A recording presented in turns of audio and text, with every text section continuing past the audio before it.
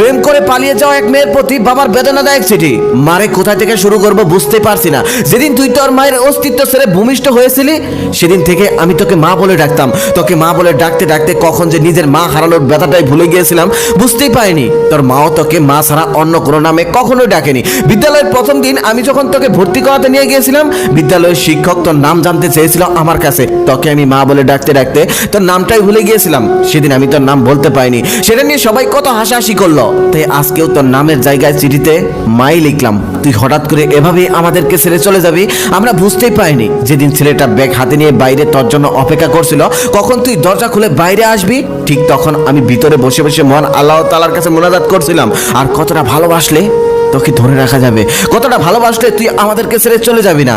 অপরদিকে তুই ঘরে বসে বসে ভাবছিলি আজকে যদি না যাই তাহলে ছেলেটার কাছে আমার মান সম্মান থাকবে না। আর আমি ঘরে বসে বসে ভাবছিলাম আজকে যদি তুই আমাদেরকে ছেড়ে চলে যাস